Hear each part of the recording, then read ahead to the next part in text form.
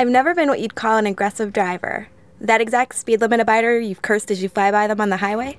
That's me. Or at least that was me.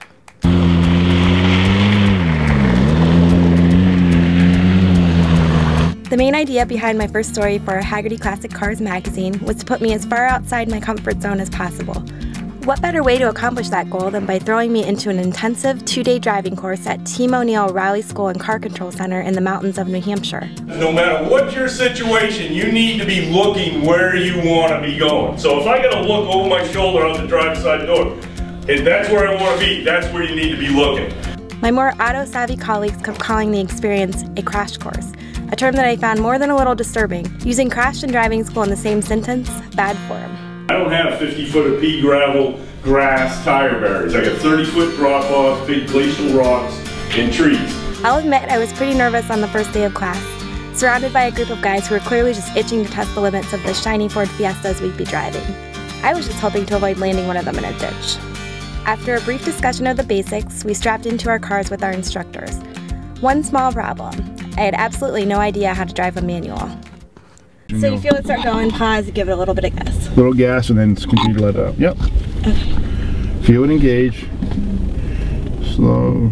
Right there. Feel it engage. Yeah. A little gas now. It's a little bit of gas.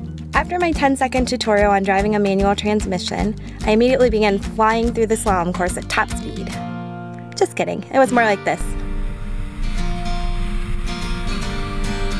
Some of the other drivers, on the other hand, were driving a little bit more recklessly, and one, who I won't name here, soon found himself careening straight into a ditch.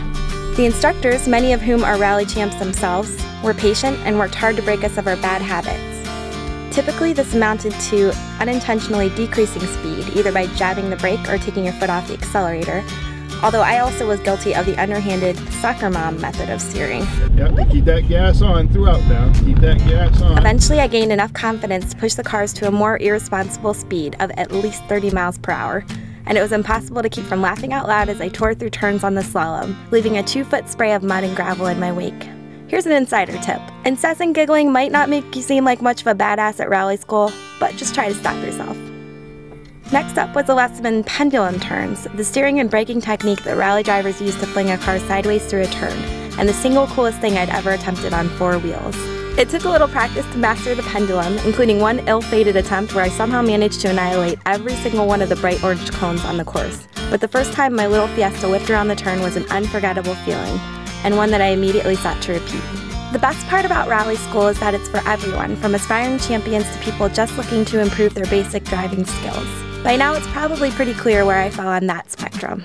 So while I may not have completed my stint at rally school as a professional driver with ice in my veins, I definitely gained a previously unknown confidence behind the wheel.